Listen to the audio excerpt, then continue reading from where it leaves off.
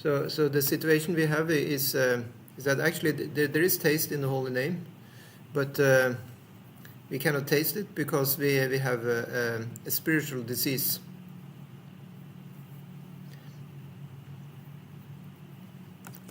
So in that way we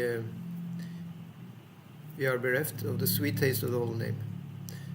However, we can taste bitterness by chanting. So sometimes devotees, they feel, oh, I have to do this chanting, oh no. Well, that's bitterness. So that is the direct, what can we say? I mean, it's an evidence that we may not be, ready to go back to the spiritual world yet. However, we are doing the right thing because we are taking the medicine. And sometimes, I think we mentioned that last time, Krishna is giving freebies, just like, say, any company who tries to sell you some product, they will give you can get the first week for free, or you get a little sample taste. Sometimes some product which is sold in the shop, they give you just a small taste, right? So you can taste a little bit. So in the same way, Krishna is giving to the new devotees a little piece of that ecstasy which we are in for as devotees. I experienced this, other devotees also. First, experience with Hare Krishna was extremely blissful, like beyond imagination. But it lasted not so incredibly long time. It lasted kind of short. But it was enough to keep us going. In Norwegian, that's an expression they call us blod på tann. I don't know what you can call that in English. But it means like you got the taste for something. Actually, it's an expression which describes an animal.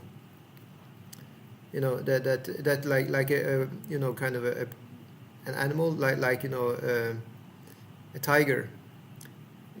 When it tastes blood, and then it becomes eager to continue to attack its prey.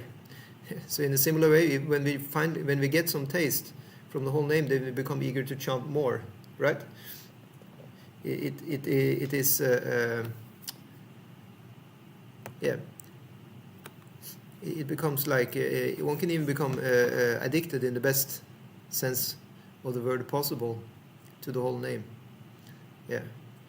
Otherwise, there is this jaundice, which is the disease which prevents one from tasting the sweetness of sugar. However, when one takes the sugar medicine, then gradually one will get rid of one's disease, and also one will taste the nectar or the sweetness of the sugar again, simply by just repeating. As such, there is not actually a requirement when we are chanting to have a specific sentiment or bhava or like that. Simply we should just chant. When Prabhupada was asking, what is the correct way should I think about Krishna in some way? Should I have a picture in my mind? Or Prabhupada said, just hear and chant. And naturally by chanting, gradually we will have that relish will come. It will naturally just appear. Yeah. So otherwise we would be asked, to have the right mood in the very beginning. Then I mean, it's impossible. That's one thing, and it's also can you say it doesn't make sense also that one should have the proper intelligence from the very start when one starts anything. What to speak of chanting, but anything. If you start and you already know what is the correct way to do it, then why should you go to a course or it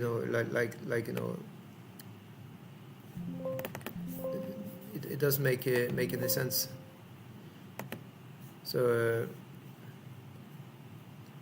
yeah.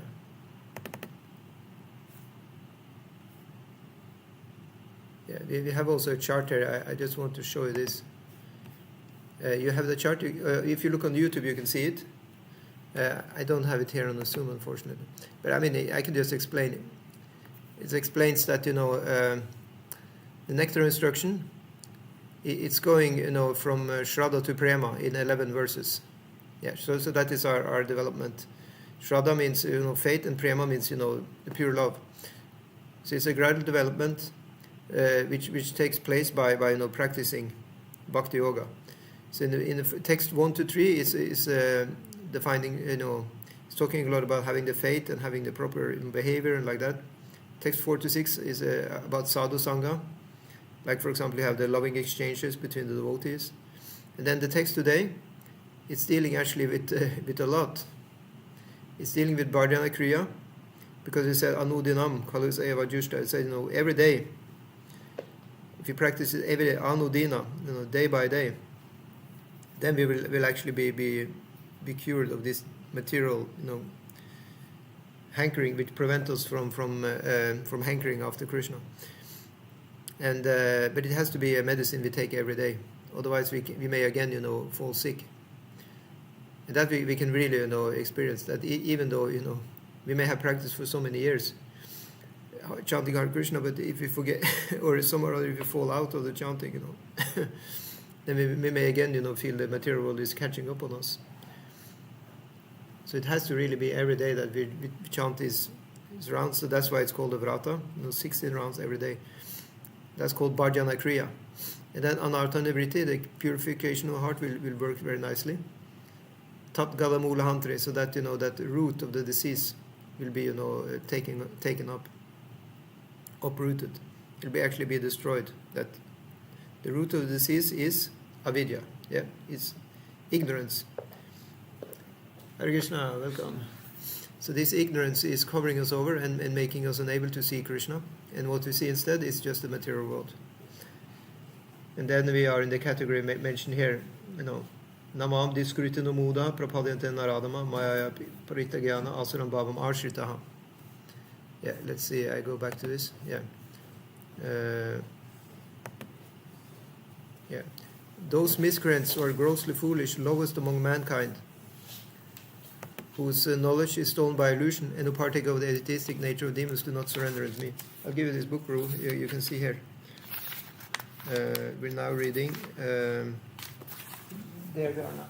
Namam Duskritana Mudha words. Yeah. Yes. So Namam Duskritana Mudha. Duskritana, first of all, it means rascals. Mudha means foolish. And then Naradama means the lowest among the mankind. Maya Aparitagyana means those whose knowledge have been stolen by illusion. And then Asaram Bhavam Ashrita, those who took shelter of the atheistic doctrines. Yeah. Or who associate with atheists, Pashandis. Yeah. Then we can definitely not relish anything that has to do with Krishna. So Prabhupada says, such people never surrender to Krishna and oppose the endeavor of those who wish to take Krishna's shelter. It's even worse. Even those who want to be devotees, sometimes we try to be devotees and we hear from people in the workplace or in the school or wherever that, why are you doing this thing? Yeah, so, but there is no problem. There is nothing in the world that can stop us from practicing this, actually.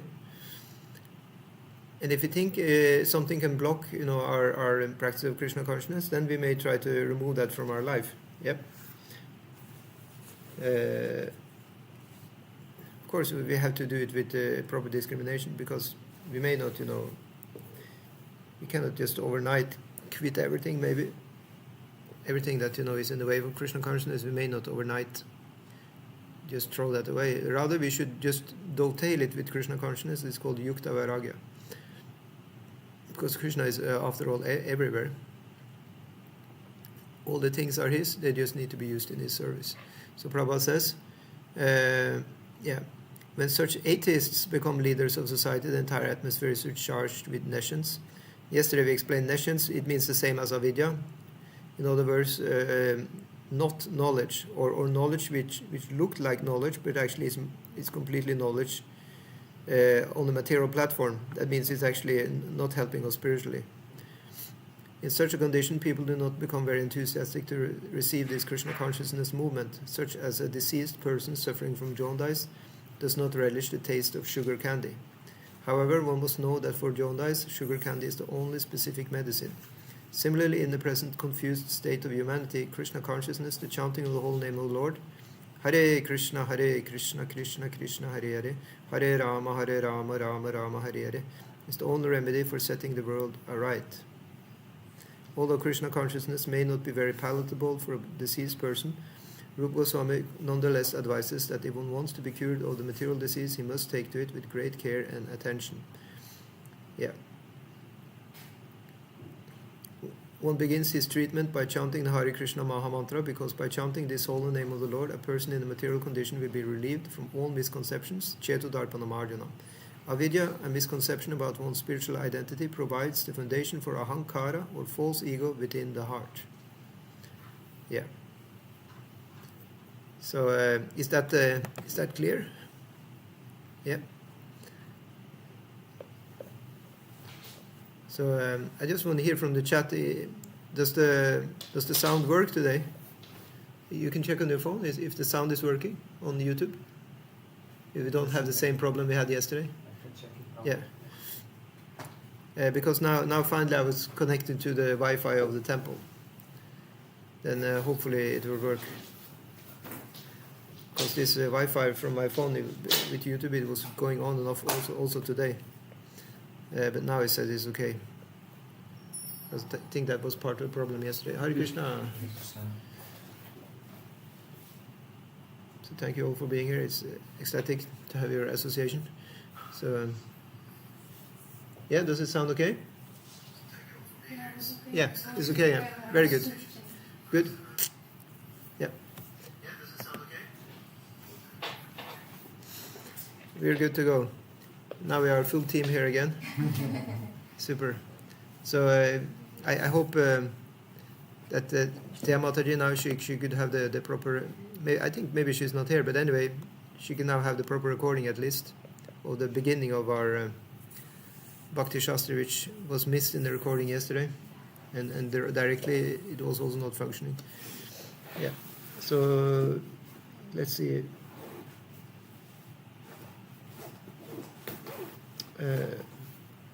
Yes, I turned the page there, and I turned the page here. Yeah. Yeah. So, avidya, a misconception about one's spiritual identity, provides the foundation for ahankara, or false ego, within the heart. Now let's try and let that sentence sink in for a moment. That's a quite nice sentence, a significant sentence. So what is avidya? It's a misconception about one's spiritual identity. Yeah. Shat Krishna Nama Charitadi Sita Api Avidya. It says, actually Krishna's name is sweet. Krishna's name and activities. Shat Krishna Nama Charita. So Charita means, the activities. Charitra. Yeah, exactly, Charita. So you heard, the book? Chaitanya, Charita, Amrita. Yeah. Sometimes we say, Charnamrita, Chaitanya Charnamrita, and we ask, when there is the Charnamrita, then we ask, can you give me, Charitamrita? That's the other thing. Charna Amrita and Charita Amrita are two different things, okay? Let's just settle that once and for all. Charita means the activities, and Charana means the lotus feet. Yeah. Like have Abhay Charan means the lotus feet of the fearless one, Srila Prabhupada. Yeah. Charan means feet, lotus feet, and wait a minute. Yeah, Charita, it means activities. So Chaitanya Charitamrita is not the same as Chaitanya Charnamrita. Yeah. But anyway, they are both nectar. Yeah. So it doesn't matter if you say them one way or the other. They're actually all on the same platform. Yeah. Because spiritually everything is actually on the same platform. Once it's connected to Krishna, it's all it's all nectar. Yeah. But avidya, on the other hand, what will avidya say? You have some examples. What will the avidya? What will it tell you when avidya is speaking? What does avidya tell us? Is not human body, it's a soul. Yeah, but I'm talking about the other side, avidya. When avidya is roaring its ugly head, what does this what does this avidya or ignorant nations tell us? Try to convince us about? Huh? Don't chant. Don't chant. Yeah. Any other? That I am a body. That you are a body. Exactly. Yes. If it say you are the body, it will show you the mirror and say this is This is you. me. Full stop. This is you. That's it. So you have so many years left because nobody lives beyond 120 years. So start living now. Do everything you need to do. Travel all around the world. Get your Bhakti Shastri degree together. Get your health together. Get your relationship together, and you just and chanting can wait. Chanting can wait. That's okay. Krishna is okay. He doesn't need your chanting. He already had millions or billions of chanters. Krishna is happy. You look at picture of Krishna, he's fully happy. But you are not happy, right? So you need to get your relationship together, your job together, your degrees, and your bhajan. Anyway, Krishna is okay. Actually, this is the misconception, because if we do our bhajan to Krishna, if we chant Hare Krishna, everything is done. This is an amazing thing. It's an amazing statement which is there. Many statements about the whole name of the Lord, and we just like, what? We cannot even we cannot comprehend it at all because it's so far away. Sometimes, I mean, not for you. I mean, at least I sometimes have a problem, grasping this. Yeah, yeah. But actually, it's incredible how mercy of Krishna is, because let's just try and analyze. Is it dangerous to analyze things? It may be, because we may wake up, to the reality. You may like to sleep, in the avidya. But if you just analyze, you can see, if you chant the whole name, Krishna will give you food, he will give you shelter, he will give you a nice relationship, he will give you the degree, everything will be there, just by chanting Hare Krishna. Yeah. I mean, this is what Chaitanya Charitamrita, which I mentioned before, this very nice book, it says, Krishna Bhakti Kaile Sarva Karma Krita Hai. Just by doing Krishna Bhakti, all the other karmas will be fixed. Yeah. And the ones surround you. Huh? The ones who surround you too. And the ones who surround us. Yeah. Svaratma Naya Sharanam Sharanyam Gatu Mukunda Paririta Karitam. If you take shelter of Mukunda, Krishna, then all the other duties have been performed. Otherwise, we have debt to so many people. We have debt, to the bus driver, to the to the shop, to pay our rent. Huh? Yeah. To the rent owner. Yeah, exactly. To the house landlord, Landlord, everything, to the nation ultimately. You go in the restaurant, you have to pay there. Everywhere. Where is the only place you don't have to pay? It's a very difficult question. It's a Hare Krishna. Yes. Here you don't have to pay for the food. You don't have to pay to stay here. You don't have to pay for a Bhakti Shastri course. Nothing. But Krishna is no fool, It's like any business they say, it's for free. Is it actually for free at the end of the day? No. It's the same way with Krishna. He says, yeah. Iskcon also pay, Krishna pays. Yeah, Krishna pays, but in the end, there's one little caveat, Krishna says, I want you. He take you. He take not only your body, not only your mind, but the soul. That's the price we had to pay. Yeah. So many religions, they all say, no, come for free. We give you free dinner. You can check out, so many things in our free internet cafe. But Iskcon restaurant is free. Yeah. Iskcon restaurant sometimes, also giving free, freebies. But of course they wanted to come back, and then come back, and then slowly they will, give you their philosophy and take you in. And they will send you on one ticket route back to God, with no return ticket. Yeah. Only one way ticket. Yeah. It's just like in the material world. If you join anything in the material world, we may think, it will go okay, I don't need to pay. But some or other, at the end of the day, they kind of corner you.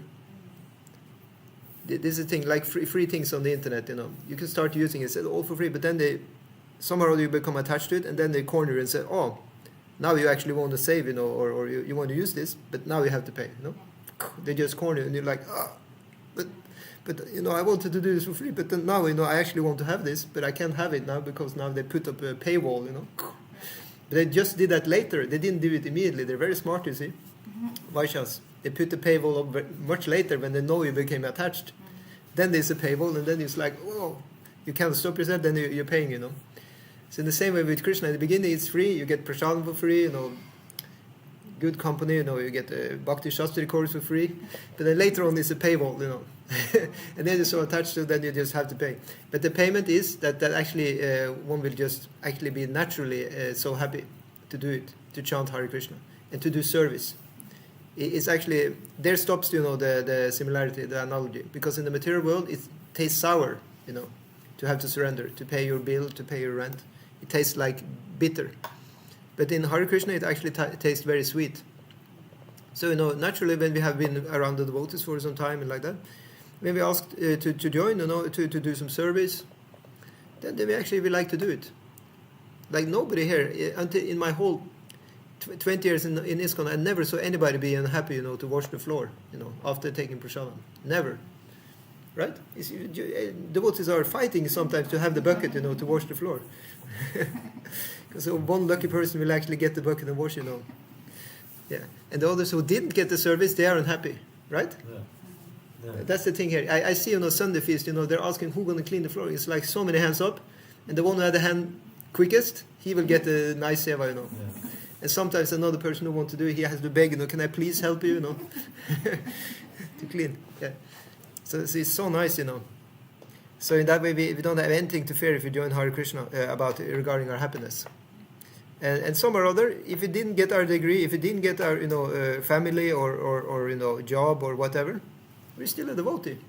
At least that we are. Yeah.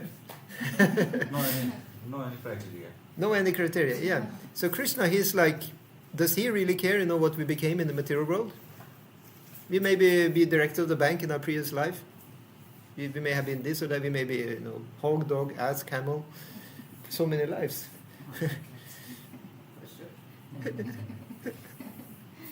It's actually said that we have been all these animals before we became humans, and that's why we have some of these natural tendencies, animalistic tendencies, are actually there in the mind as samskaras from previous.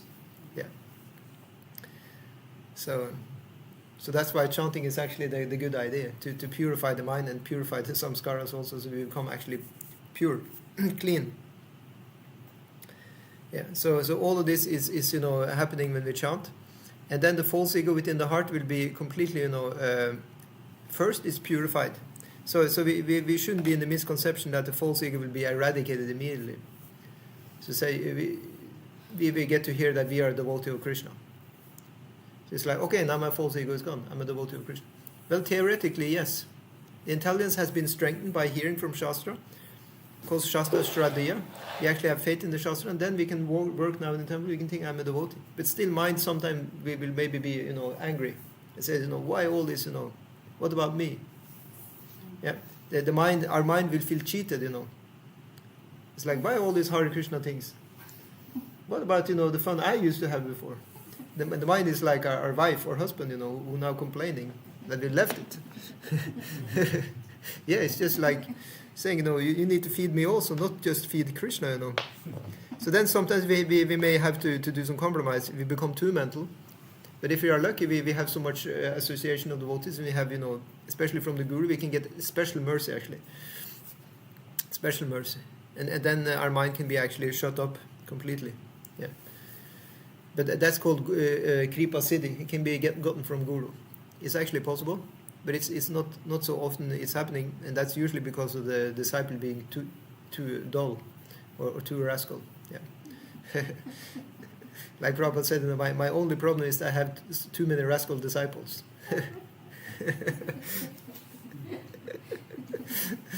Yeah, but when Prabhupada said rascal, he says it like a grandfather, say rascal about his grandchild, It's sweet, Yeah.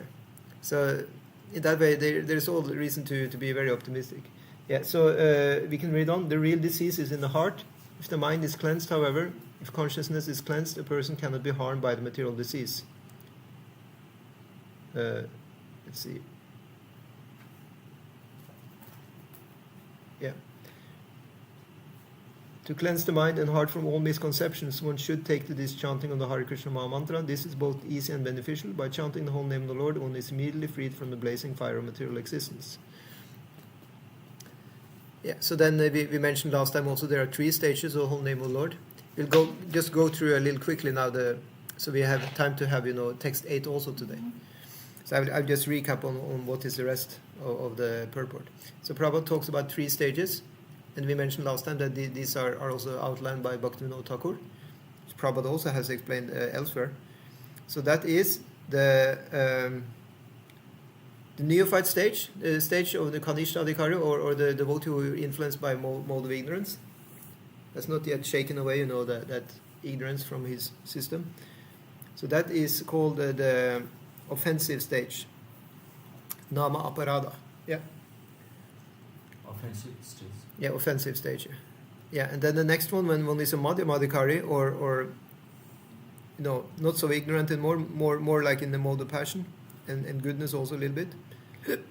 That stage is called the clearing stage. Yeah, namabhasa. And then the real stage of chanting, you can see, where actually the chanting is tasting good all the time, that is the Shuddha Nama stage. And that's for devotees who are operating from the platform of which mode? Goodness. Yes, correctly. That was a difficult one. Yeah. So in that way, one will actually, not be so disturbed in the mind while one is chanting actually. But that is actually very difficult when we're not there. And then the endeavor to get there may feel like poison. And I think I mentioned that last time also. Yatat agre vishamiva parinama amrita upamam tatsukam satvikam proktam atmabudhi prasada jam. So that happiness where it looks like or it feels like poison in the beginning, but nectar as an end result, that happiness is in the mode of goodness. So in the beginning, that endeavor, it seems to be very heavy. Yeah. For example, to have Bhakti Shastri course, it seems to be like a poison in the beginning to go through this. But I promise you, in the end, you will be relishing so much nectar when you finally get your diploma. Master, and then after master. Yeah, because then you are a Bhakti Shastri. It's not theory anymore. You actually have become. So in that way, tatsukam satvikam proktam atma buddhi prasadajam. And how is that happening? It says it's born of the pleasure of the knowledge of the self. Atma buddhi prasadajam. Yeah. One has nice buddhi at this level of Shuddhanam chanting. Or Shuddha Vaishnava behavior, then one is very good in the intelligence. One knows who one is. Prasada ja. So from mode of goodness, it's born or appears happiness or satisfaction. Yeah. Prasada means satisfaction. Yeah. It means the holy food of the Lord. It also means to be satisfied. Yeah. And there are then 10 offenses against the whole name we have to avoid. You can look at that up another place because it's not mentioned here in this purport. And then Prabhupada, he spoke about how they are preaching in the Hare Krishna movement, sending Sankirtan parties all over the world like that. And sometimes people are imitating, but this imitation is a good thing. Like sometimes we have Sankirtan, we have Harinam in the street, and some people joining, and they dance around with the devotees. And this is said also to be part of, Hare Krishna, yeah, it's so nice to see you, bro. Amazing you could come here. Yeah, so now we're happy to have Christopher Prabhu, straight from India, joining us. Give Prabhu a seat. This is our Vaishnava etiquette. When somebody comes, we like to give them the seat. Yeah. So we are now in Bhakti Shastri, text 7. Yeah. And we just talked about the glories of the whole name, because that's what the text is about today. And you can look in the book there. Shyat Krishna Nama Charita Disitapya Vidya Pita Upatapta Rasanaya Narochikanu Kintu Adaradanu Dinam Khalu Sayeva Jushta Svadvikramat Bhavati Tat Gadamula Hantri. So this very, very nice verse. Of course, all the verses of Rupa Goswami are very, very nice. But especially this is very good to meditate on, because I showed you this chart on the YouTube. I showed you this chart, that we're going through from Shraddha to Prema, 9 steps of Bhakti Yoga. And this verse is dealing with 4 of the steps. The 3 first steps, I can show you the chart here again for the YouTube viewers. That the 3 first steps were covering Shraddha. Text 4 to 6 are about Sadhu Sangha. And text 7, which we have today, is covering Bhajana Kriya, our personal practice, Anartha Nivritti, our purification of the heart, Nishta, to become, steady, and Ruchi, to also have the taste, all covered in one verse. So we'll explain how that is possible. So it said, Kintu Adarad Anudinam. So it said, if you just practice this chanting regularly, Adarad means with attention and respect, and also Anudina. The Dina means the day. So Anu means like they is following one after each other. So that's why Prabhupada said we should chant same number every day minimum. It doesn't matter if you're not chanting 16 rounds or well, of course it matters, but what I mean to say is that you just make your own standard, and you follow that every day. You can have 4 rounds every day, or 8 rounds, or 16, but we just need to do that every day, the minimum required. Of course, when you're initiated having Diksha, then you have to chant 16 rounds a day. Or in some other Vaishnava Sampradayas, they have to chant 64 actually every day. So sometimes the devotees are thinking we're lucky that we only got 16. But that only proves that we don't actually have the real taste. If we think the others are lucky that they think we are lucky that we didn't get as much, right? It means we may not have so much taste. I'm sure that an advanced devotee in Iskcon, he will think, oh, so unlucky I was that Prabhupada didn't force me to have 64 rounds. Yep. But I never actually heard any devotee say that. No, I'm just joking. There are many devotees in Iskcon who likes to chant a lot. I met many devotees in Iskcon who chant 64 rounds actually. And I was amazed. They did it so easy. It was like, you just saw them on before the Mangala Arti, they already had chanted their 16. And then in the Japa period, they chanted another 16. And then after breakfast, you saw them again in the temple chanting, and they looked completely relaxed and happy. It was not like this, Hare Krishna, Hare Krishna, like great austerity. No, they were completely relaxed. And then in the evening again, you saw them, Hare Krishna, Hare Krishna. It's possible. It's just a matter of being sattvic. Unfortunately, I'm not on that level. Yeah. So I like to be, active, doing other, We try to do service in other ways. We may not have taste, to just sit and chant the whole day, like a Babaji. I mean, it's very good. But in Iskcon, there is given ample opportunity to use our Rajaguna, in the Lord's service. To be creative, to be active. Yeah? Yeah, please do. Yeah. What? Yeah, today we are actually 5 people in the temple. Pancha. Yeah.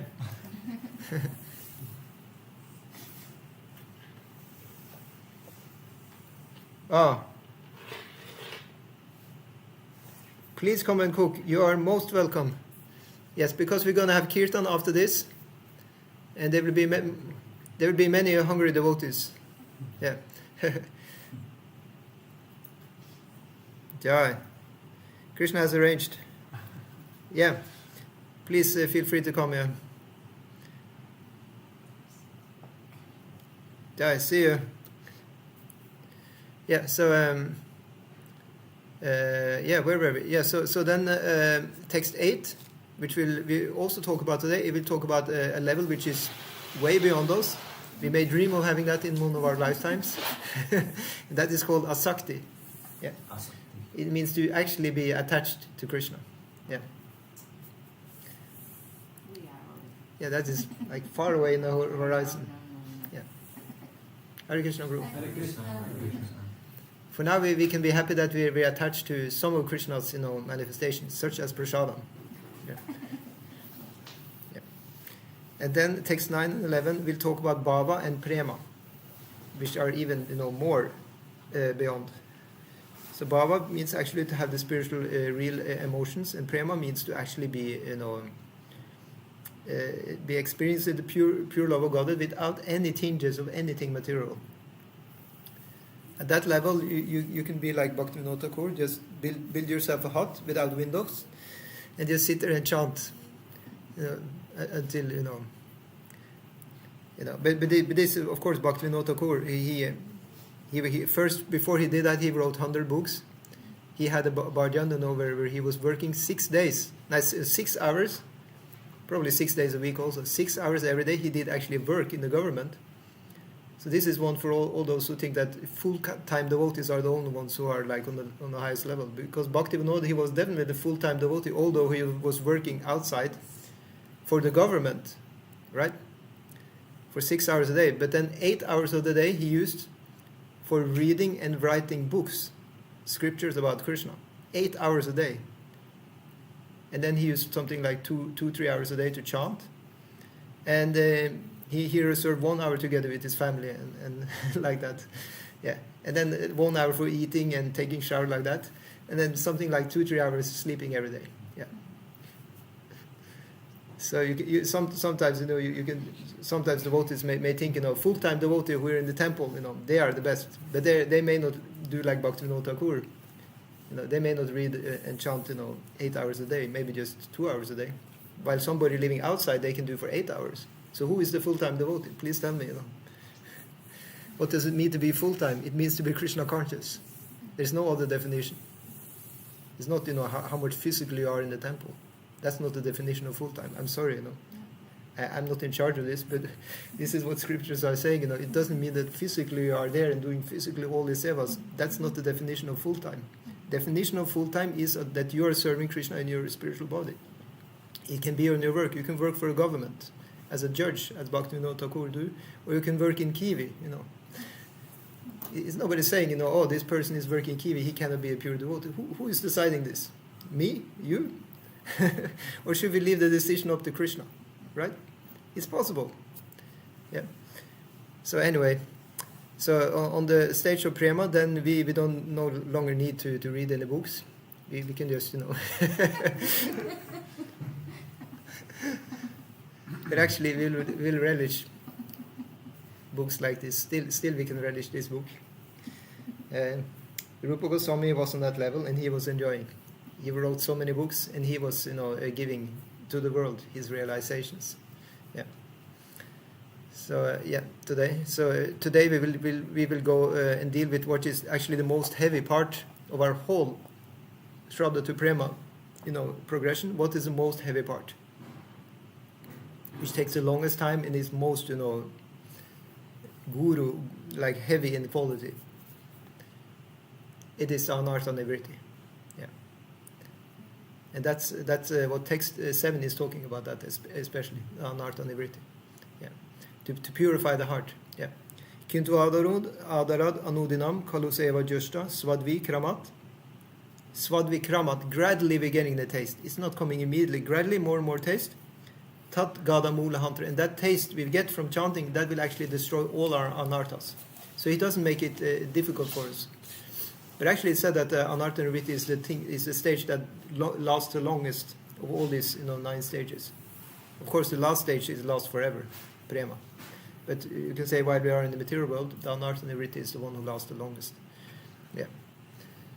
But that doesn't mean we will have many Bhakti Shastri classes about that. It's just included in actually every class. It's just in the backdrop always. That's why Prabhupada is writing so many commentaries. If we didn't need to do Anartha Nivritti, we wouldn't need Prabhupada's commentaries actually. Right? We just have the Krishna Leelas and the name of Krishna, and we'll be good. because we need to get rid of the material, misconceptions, which are called avidya. Yeah. Thank you. So let's see. We just go to the end, since we talked about this yesterday also. So just so we have time for text number 8 today. Yeah. And we just end with the last part of the purport of text 7. Krishna Surya Sama Maya Haya Andakara Yan Krishna Tanai Maya Adhikara. Krishna is compared to sunshine and Maya is compared to darkness. Wherever there is sunshine, there cannot be darkness. As soon as one takes to Krishna consciousness, the darkness of illusion, the influence of the external energy will immediately vanish. Yeah. So I also wanted to say something today about what kind of questions we will get in the Bhakti Shastri. Yeah. So, for example, if you take this text today, because I found that, let's see if I can find it again, some document which is saying that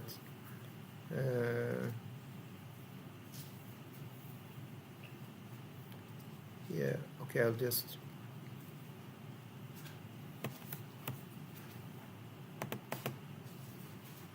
see here if I take this. Yeah.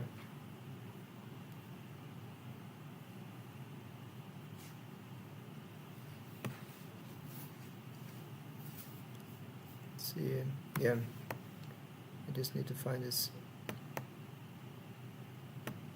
Oh, that was the wrong one. Okay. Yeah, just give me a second. I'll just find this. Some of the questions we may get for the nectar of instruction. Page 111. Hmm? Page 111. Yeah, but I have another book here. I'm just referring to that. See, where is it? Yeah, here it is.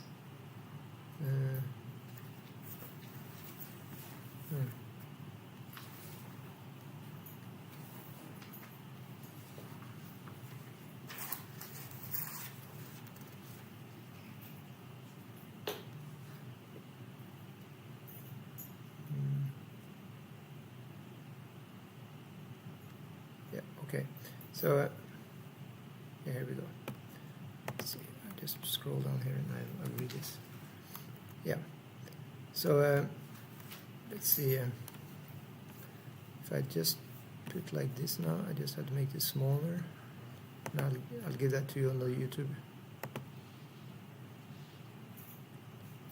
Yeah, let's see. Can you watch this now on the YouTube? Let's see. Is it coming up on YouTube now? I can't see because it's so small.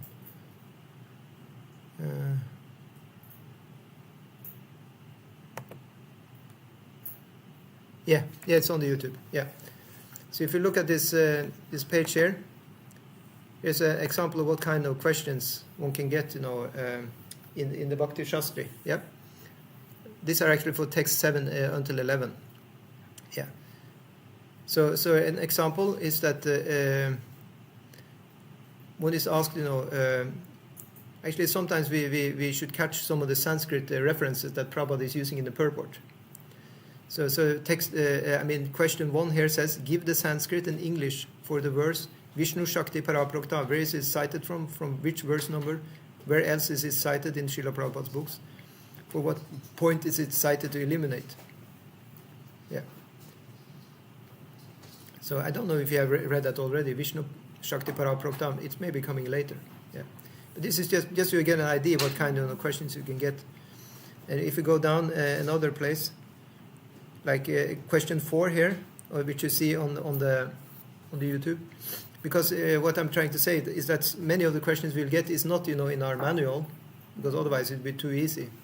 Just pick them out from it. A few of them definitely will pick out from the handbook, definitely. Many of them will take from there, but some will also take from elsewhere. Especially the essays, which you get, the open book assessments, that will usually be from the handbook. What different kind of essays? Because anyway, it's open book. You can, look wherever you want. But the closed book, that's a different thing. Yeah. So, for example, you have, here, question 4. What do the Sanskrit terms karmi and vikarmi mean? Define them, giving the similarities and differences. And then you have, for example, 6. Question 6. Discuss the analogy of John Dye's sugar candy in relation to the importance of preaching Krishna consciousness. So that's specifically for Nectar of Instruction, text 7. Do you see that one? Yeah. So that's an example, what kind of question we can get. Yeah. Yeah. So just to give an idea about it, we'll just go back to our text. Let's see, like that. Yeah. So let's now go to text 8. Yeah. So we will be able to finish all of this in time because text 8 just has 4 pages. Yeah. Some of the pages before in Nectar Instruction we went through 10 pages actually in 2 hours. So we can go through this hopefully in half an hour. Tanna marupa charita disukha. Tanna marupa charita disukirtananu smrityo kramena rasana manasi niyojya tishtan vrajeta tanuragi jananugami kalam nayed akilam ityupadesha saram. So when we chant here, we can again see this thing which we also looked from yesterday's verse, that when you have the end of a word ending in a vocal and the next word starting in a vocal, then usually we are asked to blend this together. So instead of saying iti upadesha, we say ityupadesha. Yeah. Otherwise, the meter will be, you'll be adding another, another syllable to the meter, and then we'll go out of the rhythmic balance. Yeah. So you can try and repeat after me if you want. Tanna marupa charita disukirtananu.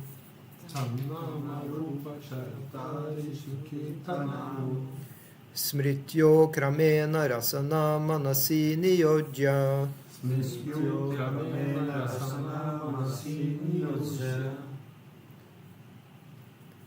Thank you. Tishtan vrajeta danuragi jananugami.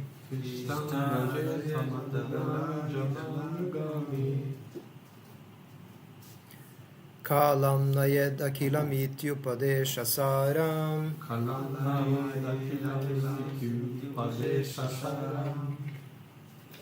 Tanna marupa charita disukirtananu.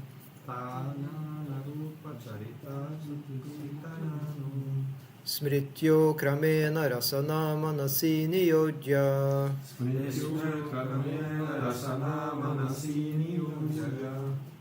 Tishtam vrajeta danuragi jananugami. Kalam nayed akilam ityupadesha saram.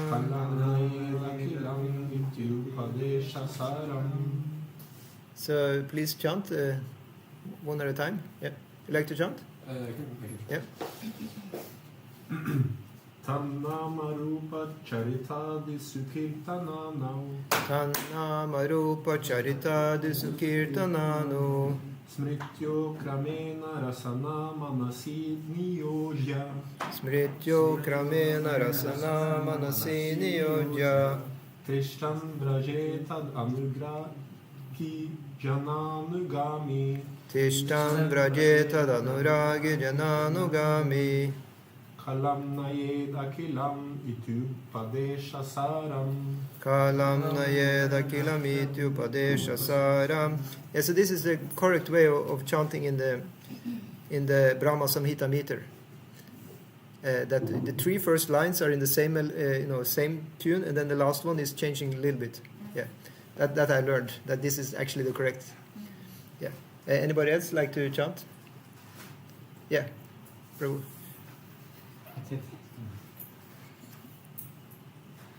Tanna marupa charita disukirtananu. Tanna marupa charita disukirtananu.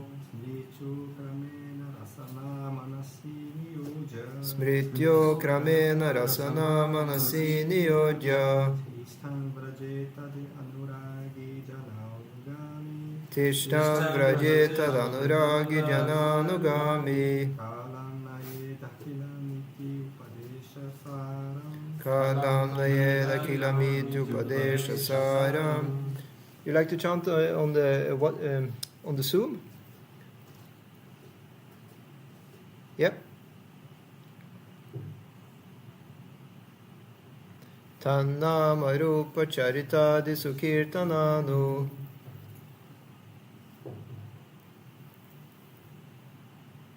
Tannama Rupa Charitadi Sukirtananu. No, you have to chant the rest of the verse. Yeah.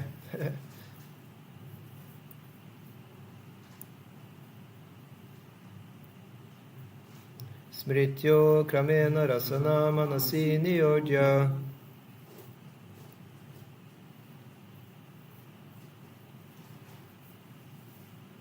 Tishtan vrajeta danuragi jananugami.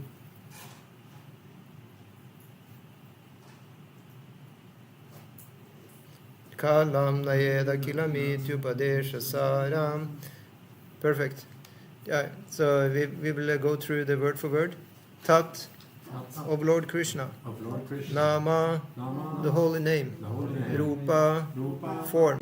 form. Charita adi, Charita adi, character, pastimes, and so on. character, pastimes, and so on. Sukirtana, Sukirtana, in discussing or chanting nicely. in discussing or chanting nicely. Anusmrityoho, Anusmrityoho, and in remembering. and in remember. Kramena, Kramena, gradually. gradually. Rasana, Rasana, the tongue. the tongue. Manasi, Manasi, and one's mind. and the mind. Niyojya, Niyojya, engaging. engaging. Tishtan, Tishtan, residing. precising. Vraje, Vraje, in Vraja. in Vraja. Tat, Tat, to Lord Krishna. to Lord Krishna. Anuragi, Anuragi, attached. attached. Jhana, Jnana, persons. persons. Anugami, Anurami, following. following. Kalam, Kalam, time. time. Nayet, Nayet, should utilize. should utilize. Akilam, Akilam, full. full.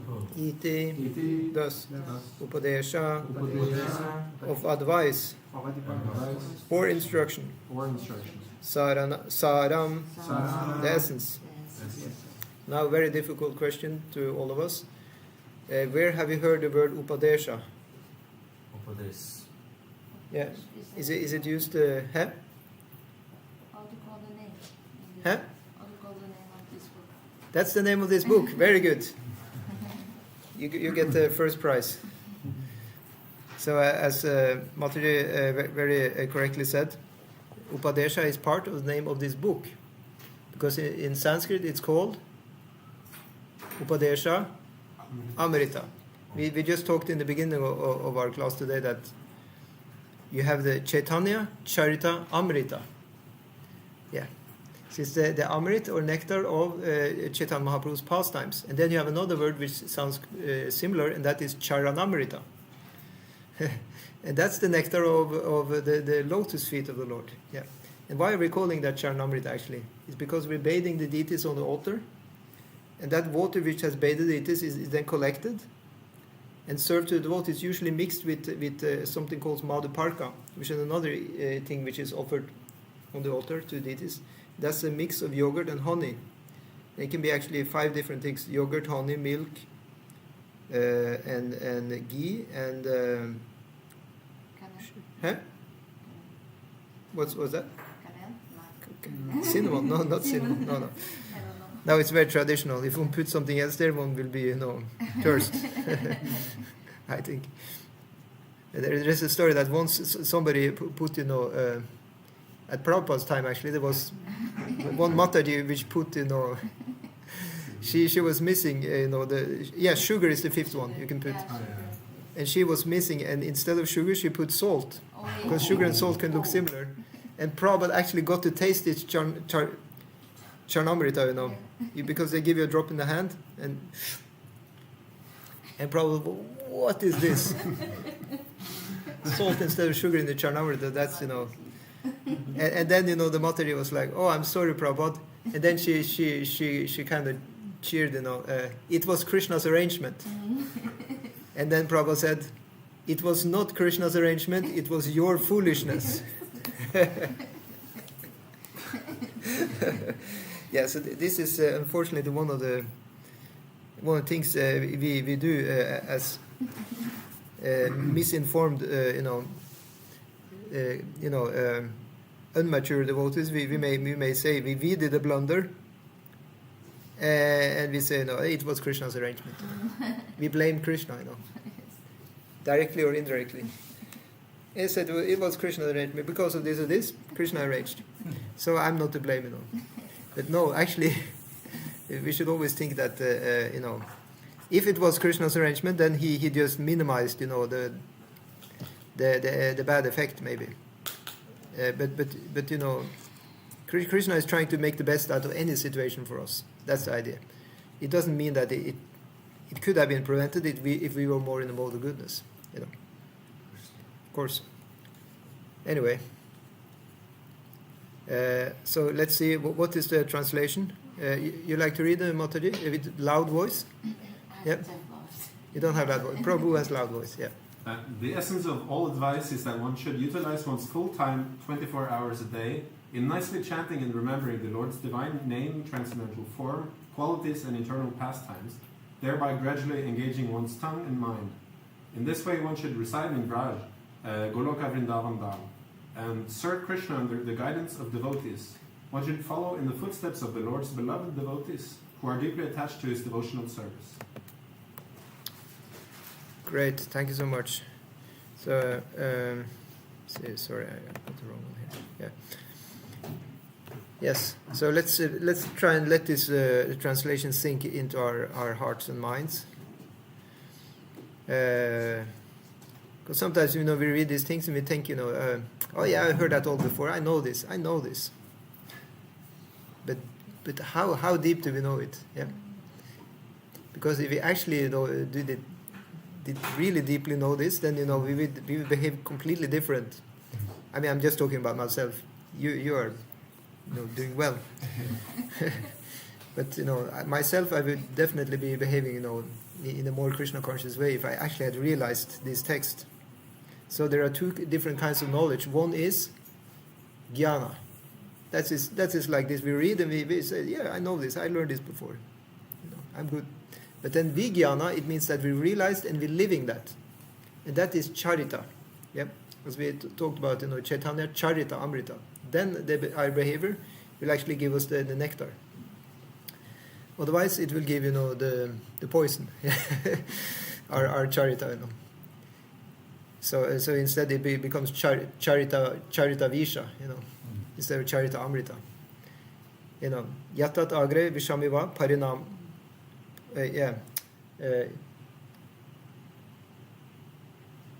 It said in the Bhagavatam that the effects of acting in the mode of passion is that it tastes like amrit in the beginning, and pariname visham eva, but then it feels like poison in the end. Yeah, yatatagara amrita upamam pariname visham eva tatsukam rajasam pruktam. Yeah. So that is the opposite, effect. Yeah. But if we see here, the essence of all advice is to use one's full time in chanting here, remembering the Lord's divine name, transcendental form, qualities, and eternal pastimes, thereby gradually engaging one's tongue and mind. Yeah. In this way, one should reside in Vraj. So it doesn't mean that you physically have to now take a one-way ticket to Goloka Vrindavan. Like you just came from Vrindavan. Yeah. It's austere, right? Yeah. It's nice. I can just see you have the aura of Vrindavan with you. It's amazing. Oh, really? We look forward to hear more afterwards. Yeah. It said that the meaning of going to Vrindavan is that one should make Vrindavan one's home. Because it said once you get to Vrindavan, you should never step out of Vrindavan again. But how do you reside in Vrindavan? You reside with your mind and heart in Vrindavan. So then you go back to old cold Norway, but then you're now an ambassador of Vrindavan for all of us here who are rotting here, under the darkness of the spell, of the illusory energy. So you can give us the light now from Vrindavan and tell us, hey guys, go back to Vrindavan, In that way, the devotees of Vrindavan, the Vrajavasis, they only go outside Vrindavan just to preach. And in that way, they're actually not out of Vrindavan because their consciousness and heart is in Vrindavan wherever they go. Yeah. That's why, Advaita Acharya and Nityananda Prabhu, they said to Lord Chaitanya that wherever you go, Lord Chaitanya, that is Vrindavan. Yeah. And the pure devotee, he's a Tirtha Kurvanti Tirthani. He makes a pilgrimage place wherever he goes. Yeah. So the devotees who started this temple here, this was just like a rundown place, used for car, business. Yeah. The devotees, they just came here and make this into a Tirtha. They cleaned up the whole place from top to toe, painted, put new floor, made altar out of a dusty old office. This is the power of devotees. And they installed, Jagannath Baldev Shubhadra here. Jagannath Baldev Shubhadra Ki Jai. You can see them here. Hope you can see them. You get a little darshan. Yeah.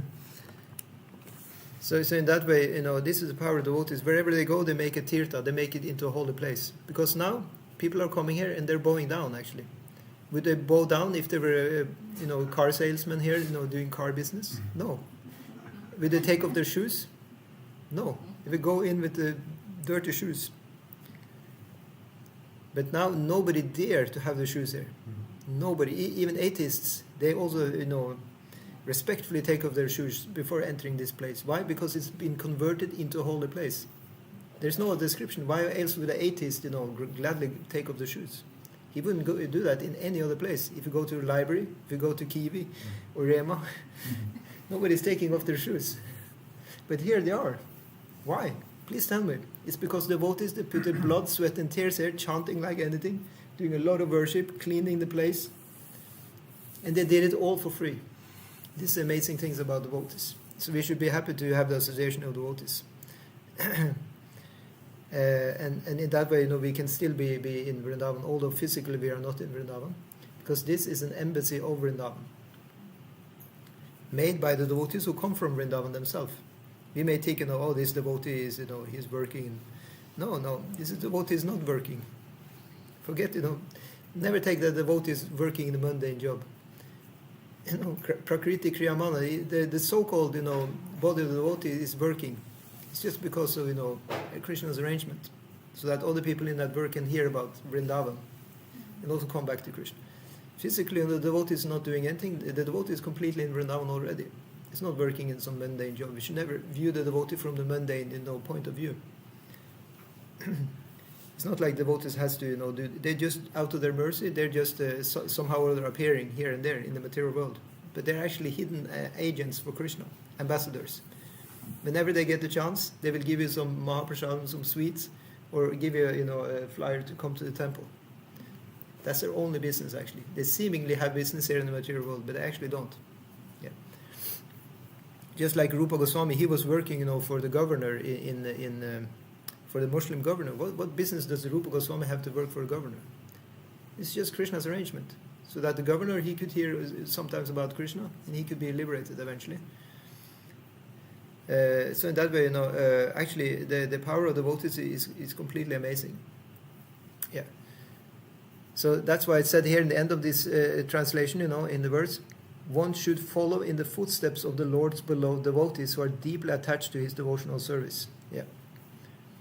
We cannot just go to Vrindavan, like storm the gates of heaven with our shoes on and just, okay, here guys, I'm in the Vrindavan.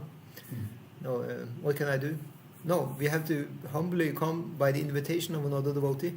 He said actually you cannot even enter Vrindavan if not another devotee invite you. Just like some secret societies in the world, you cannot come there unless they give you a special invitation. And you have to already be somebody, right? You cannot be a nobody invited to secret societies to do the business. You have to already be or some hotshot, So in the same way, you have to be a spiritual hotshot to be invited to Vrindavan.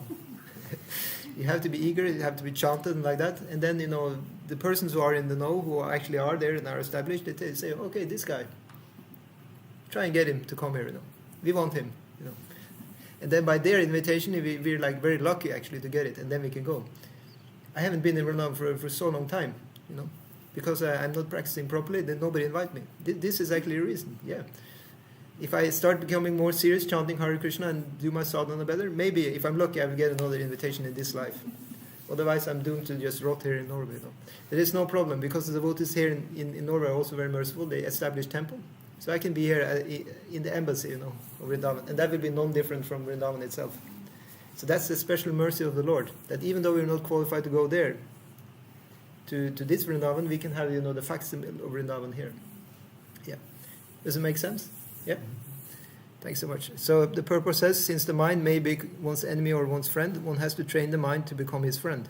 The Krishna consciousness movement is especially meant for training the mind to be always engaged in Krishna's business. The mind contains hundreds and thousands of impressions, not only of this life, but also many, many lives in the past. What?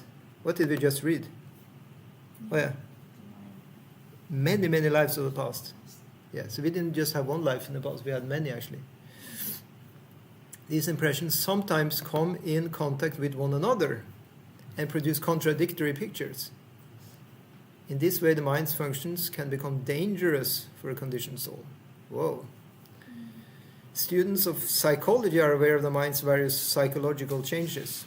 Yeah, that's for sure. Ooh. In Bhagavad Gita, it is said, Yam yam vapismaram bhavam tyajati antakalevaram tam tamevati kaunteya sada tad bhava bhavitaha. Whatever state of being one remembers, when he quits his body, that state he will attain without fail. Yeah, so if you meditate on a dog when you die, You become a dog. yeah, but you will become the dog in the house of devotees. Yes. There's one very nice song of Bhaktivinoda Thakur. He says, let me just become, the dog in the house of devotees, and I can sit outside, and protect, the devotees from thieves or whatever, from rascals to enter, woof woof, proud dog, protecting the house of devotees. It's very great. I've seen, the animals of devotees' pets, and there is always something special about these pets. There's some are rather very pure, and they have a personality. And you can just understand, that some or other, they were devotees in the previous life. They may just didn't reach the full top, of their capacity as devotees. Yeah. So Prabhupada says that if the mind suddenly thinks of something not very congenial, one has to take a corresponding birth in the next life. On the other hand, if one can think of Krishna at the time of death, he can transfer to the spiritual world, Goloka Vrindavan. This process of transmigration is very subtle, therefore Srila Rupa Goswami advises devotees to train their minds in order that they will be unable to remember anything other than Krishna. So the mind is unable to remember anything other than Krishna. That's amazing. I can't say I have that situation. The mind is definitely able to remember something else than Krishna. But we can still think that whatever else we remember, it is part of Krishna, it is connection with Krishna. Mm-hmm. In that way, it's not doesn't need to be that bad. Let's see. Similarly, the tongue should be trained to speak only of Krishna and to taste only Krishna prasad. Yep. So keep that tongue in check. Only Krishna prasad. Yep. No, nothing from the store. That's the Yeah. Antamati Sogati. Huh? There's the saying Antamati Sogati. What does that mean? At last, the soul carries the previous saskar. Yeah, antamati sogati. Yeah, antamati, that means what the mind has, in the end. Sogati, there he will go. Yeah, exactly. Yeah. So the thing is, we have given a few kind of tools to help us. So one is to chant Hare Krishna always. One can always, even if you're outside and somewhere you cannot, have your offering plate and ring the bell. You can do it in the mind. Yeah. This is a common practice among devotees to offer, prasadam in the mind.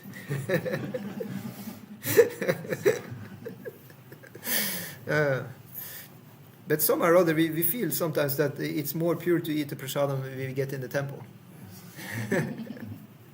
And the reason for that is actually something happens when the more work you put into it, the more that consciousness actually transfers into the food. But sometimes I experienced that I've been outside traveling, sometimes travel for a couple of days, in some other country, and you just have to buy, in some airport or something. But I usually try to find these people which I see have the good consciousness. I go to somebody and I see like their consciousness is not good. I just go. I don't care if they have good price or not. And in India especially, I always went to the places where they don't sell meat and fish and eggs like that. Because in India, many places are vegetarian. It's so common in India that they are vegetarian that usually they write, when it's not vegetarian, they write non-veg. Big letters, non-veg. Yeah. And all the meat is just coming there, But otherwise, all places usually they are just vegetarian. Especially in Gujarat, where I were last time in December. That's the most vegetarian place, yeah? The right to this pure veg. Pure veg, yeah, pure veg. But in Gujarat, they don't even need to write that it's veg because it's just given. Yes. But they write, I was riding with the taxi, and by the side it says non-veg restaurant. Just so you know, here's a non-vegetarian restaurant. Because there are not so many. Yeah. And alcohol also they don't sell. Oh, that's very good. Yeah.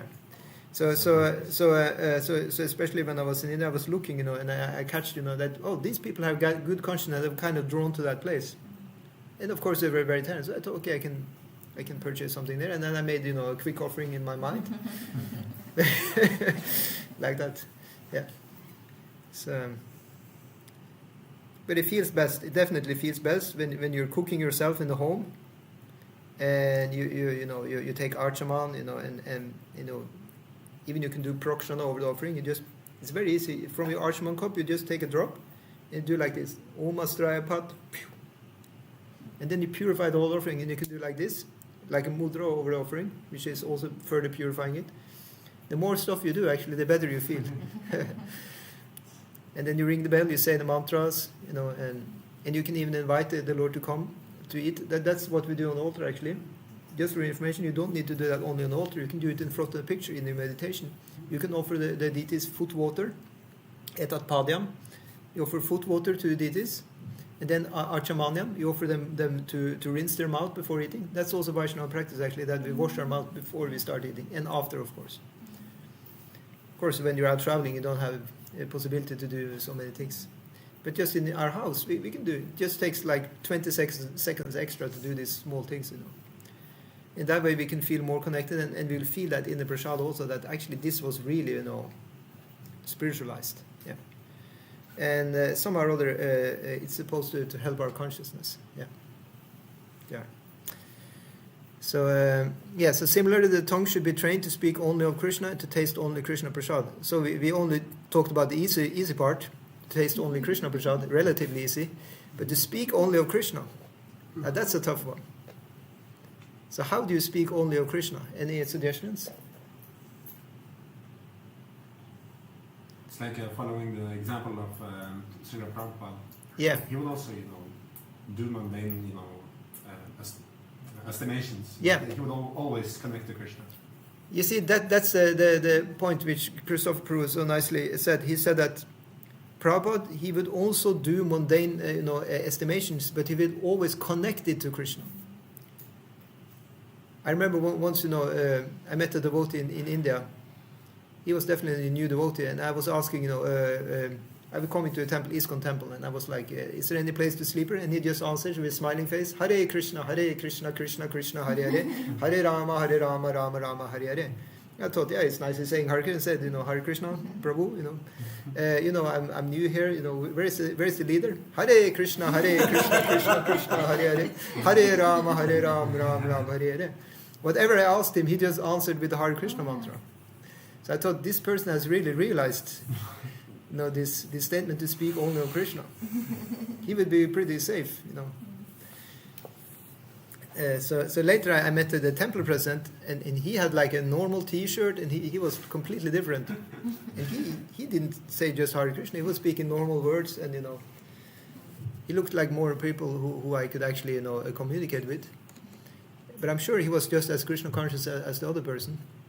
So that underlines your point, that it is about our consciousness. It's not about just what we say externally, but what does saying actually mean? It means our intention.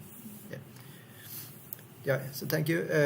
Srila Rupa Goswami further advises, Tishtan Vraja, one should live in Vrindavan or any part of Rajabhumi.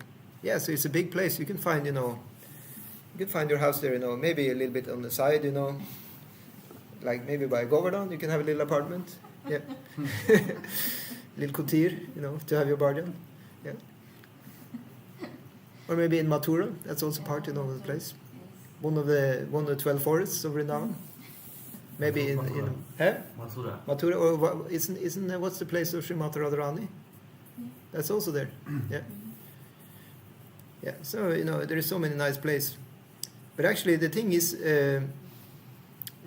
just do it in your mind, or I should do it in my mind. Yeah.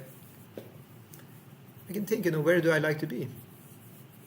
If I always meditate that I'm in Oslo, then maybe I will be slow, be a little slow in my spiritual practice. Yeah.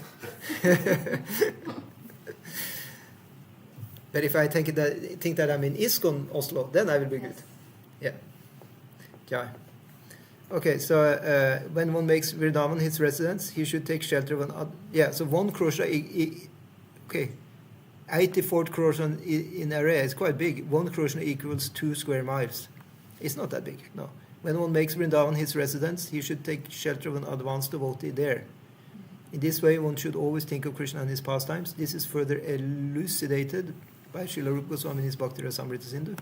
Krishnam smaram janam chasya preshtam nidya samihitam tat kata ratash chasav kuryad vasam vrajeya sada. A devotee should always reside in the transcendental realm of Vraja and always engage in Krishna smaran janam chasya preshtam, the remembrance of Sri Krishna and his beloved associates, by following in the footsteps of such Krishna. Oh, sorry for Zoom. I didn't flip the page on Zoom. Yeah, here. Yeah, what was we reading? By following in the footsteps of such associates and by entering under their eternal guidance, one can acquire an intense desire to serve the Supreme Personality of Godhead. Yeah, so let's just let that sink in for a second. What is Rupa Goswami saying here?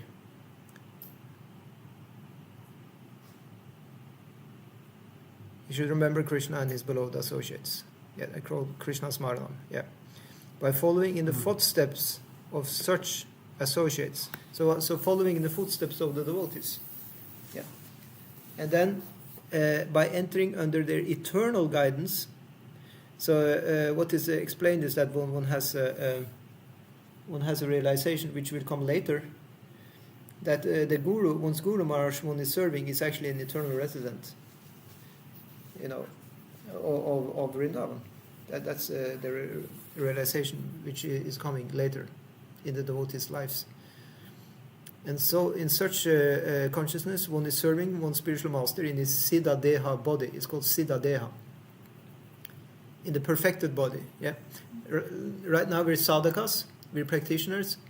When we reach, so note that I'm not saying if we reach, I'm saying when we reach. Yep. When we reach the Siddha stage, when you reach the Siddha stage, yeah, you will realize your Siddha there. Yeah. And then you will be called a Siddha, not a Sadhaka. So then you don't have to worry about taking another birth. Yat gatvam mam nivartate tatama paramamama. He will not go back because he achieved my abode. What is the abode of Krishna? Vrindavan. Yeah. You think Krishna is referring to Dwarka or Mathura when he says that? It may be. Some devotees want to go to Dwarka or Mathura. But as far as I understand, Krishna only has 3 residences. So when they say in Bhagavatam, Mat Dhamma, he says, my Dhamma. Dhamma means, the abode. Like you have Vrindavan Dhamma, you have, Mathura Dhamma, you have Dwarka Dhamma. I was in Dwarka Dhamma last time I was in India. It was very nice. So to go to Mat Dhamma, to Krishna's Dhamma, it can also mean you may end up in Dwarka, in the spiritual world. It depends on who? On you. Yeah. It's your choice. Jai. So, and there is another reference here now. Again, Srila Rupa Goswami states in Bhakti Rasamrita Sindhu, Seva sadaka rupena siddha rupena chatrahi tadbhava lipsuna karya vraja loka anusarataha. Anybody wants to read the translation? Or you have to blad a few pages? No, it's here. Oh, it's there, okay. It's in the transcendental realm of Vrajadama, one should serve the Supreme Lord Shri Krishna with a feeling similar to that of his associates, and one should place himself under the direct guidance of a particular associate of Krishna, and one should follow in his footsteps. This method is applicable both in the stage of sadhana, spiritual practices executed while in the stage of bondage, and in the stage of sadhya, God realization, when one is a siddha purusha, or a spiritually perfect soul. Yeah, so that's a little bit similar to the Siddha Deha, yeah, which I mentioned, which is another name, perfected spiritual body or the perfected soul, yeah.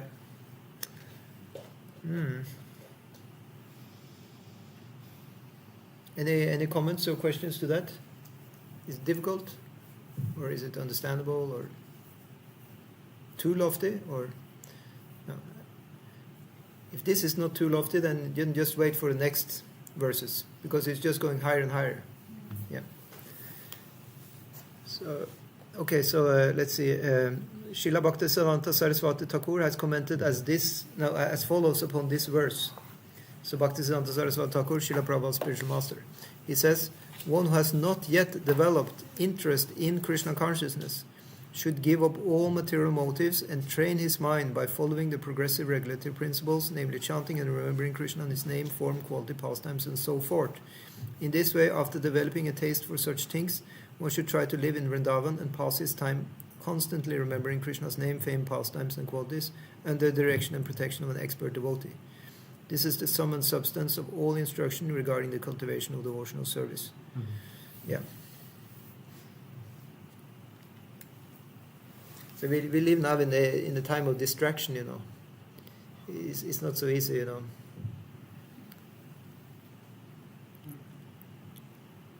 Yeah.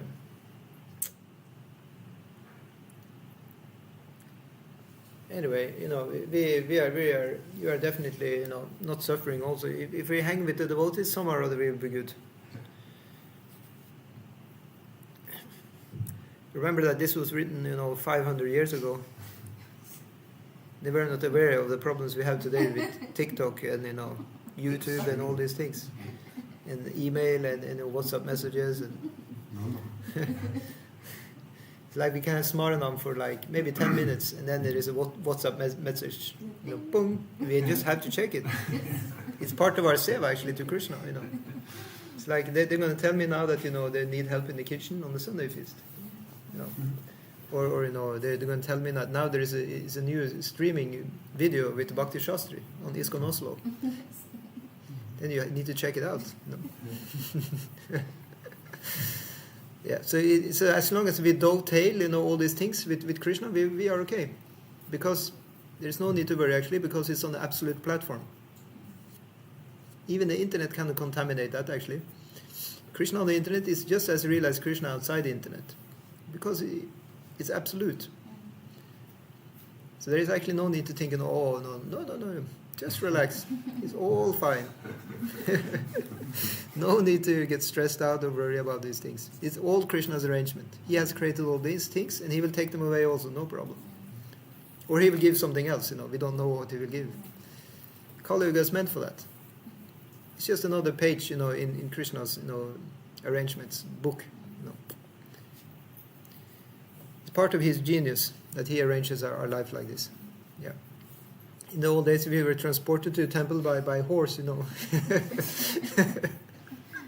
Or maybe we walked to temple, took 20 days, Now we can go with the bus in 20 minutes. But now we have to pay a lot to go with the bus, In the old days, we were, able to have the transport for free. Somebody come by and have the horse and chariot, what do you call? And you can sit on the back, in the carrier for free. But the times have changed. Yeah. But it's still the same thing. We're going to the temple in this way or that way, or maybe we cannot all go to the temple, so we just go to the temple, on the internet, and join there. Still, it's the same thing. It's absolutely the same. Or if you even cannot do that, you go to the temple by your mind, in your heart. You can be in the temple. All these different levels are the same actually. It may sound incredible. It is like that because the spiritual practice is called Advaita Tattva Jnana. Yeah, stated somewhere in the Bhagavatam. Advaita Tattva Jnana. It means that it is not different from what it represents. The holy name is Krishna. Temple is Krishna. Just thinking about the holy name is also the same as chanting the holy name. Just thinking of the temple is the same to be in the temple. If you take Krishna's prasadam, you are getting his mercy directly. All these things are there because of Advaya Tattva Jnana. Yeah. So the only thing is that we think we have so many problems. We think we have all these obstacles like that because we may think in a dualistic way. So that's just a matter of our mind. So we just purify the mind by chanting Hare Krishna, Krishna Krishna, Hare Hare, Hare Rama, Rama Rama, Hare Hare. And all these, things in the mind will just be settled. And we will, it's said by the chanting, we will come to view Krishna as not different from the name. That's the effect of the chanting. Yeah. So that's why, in the neophyte stage, one should always engage in hearing Krishna Katha. This is called Shravana Dasha, the stage of hearing. By constantly hearing the transcendental whole name of Krishna and hearing of his transcendental form, qualities and pastimes, one can attain to the stage of acceptance called Varana Dasha. I think these are the 5 levels of Shravanam, of Smaranam, sorry. Yeah. When one attains this stage, he becomes attached to the hearing of Krishna Katha. When one is able to chant in ecstasy, he attains the stage of Smarana Vasta, the stage of remembering. Recollection, absorption, meditation, constant remembrance, and trance are the 5 items of progressive Krishna Smarana. Yeah. At first, remembrance of Krishna may be interrupted. What? Yeah. May be interrupted at intervals, but later remembrance proceeds uninterrupted. Yeah. So this is the definition of pure devotional service. How is that going again? Anya abhilashtha shunyam jnana karmadi anavritam anukulyena krishna anu. No, there's another definition which says that Krishna anu shila bhakti uttama. There is that definition or another given by Rupa Goswami. It says devotional service has to be interrupted in order to completely satisfy the self. Actually, this is from Bhagavatam, 2nd chapter in the 1st canto. I don't remember how the verse was going, but you maybe have heard it. That the devotional service should be uninterrupted. Yeah, and that means that one will not cease to see Krishna behind everything. Yeah, it doesn't mean that you're chanting Hare Krishna and then you have to talk to somebody. Now it's interrupted. It's not like that. Say, for example, Prabhupada has his morning walks. He was chanting and then he was speaking, to his disciples. And they even wrote a whole book because of that. Life Come From Life. It's the first book I read, actually. That was, written by Prabhupada's morning walks. Yeah. So he was chanting at the same time also. So you can say his chanting was interrupted, but it was not, because his chanting was also going on when he was speaking. Because it's on the absolute platform. He was still chanting Hare Krishna because he was... What does it mean to chant Hare Krishna? It means Krishna Kirtan. Yeah. It means glorifying Krishna. So that way there cannot be any interruption if whatever you do is connected with glorifying Krishna. Yeah. So when remembrance is uninterrupted, it becomes concentrated and is called meditation. When meditation expands and becomes constant, it is called anusmriti. By uninterrupted and unceasing anusmriti, one enters the stage of samadhi or spiritual trance. After Smarana Dasha or Samadhi has fully developed, the soul comes to understand his original constitutional position. At that time, he can perfectly and clearly understand his eternal relationship with Krishna. That is called Sampati Dasha, the perfection of life. Very good. So, Chaitanya Charitamrita advises those who are neophytes to give up all kinds of motivated desires What does it mean to have a motivated desire? Material motivation. What can a motive be? If you can give some practical example. Money. Money, yeah. For example. Yeah. This is a good one. Say, for example, if I put up this Bhakti Shastri course and I put like, you have to pay 10,000 kroner. Yeah.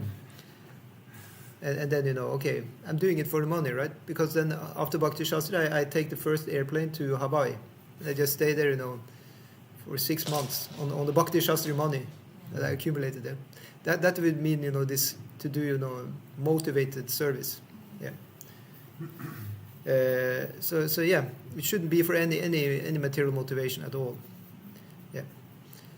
Any other examples of motivated desires in the Bhakti Yoga?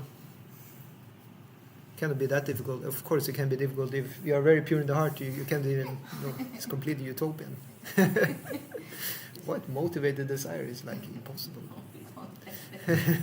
Huh? What did you say? Out of fame, yes, this is a good one also. That one wants to kind of cash in on being famous. One kind of enjoys this wave. So this is described by Vishwanath Chakravarti Thakur. What is that called again? Is one of the riding the waves of devotional service. Yeah. What is that called? I forgot what it's called, but it's also called. It's called like it's 2 or 3 things. It's fame, it's money, and it's position. Yeah, these 3. That's the three pitfalls of devotees sometimes. Usually they come a little bit later. As a neophyte, one doesn't know what is up or down of Krishna consciousness. One is just confused. So he doesn't have that problem actually. It comes later when you have the Bhakti Shastri course, then it comes. Because you know what is up and down. And then you can actually become a little proud and think, now I'm going to cash in on this. Let's see, Yeah. So that is fame. Is money. Or other goods, wealth or material facilities, and then it's position that you want to be one of the leaders, or you want to be the master of this area in Krishna consciousness, or you kind of want to control others, or.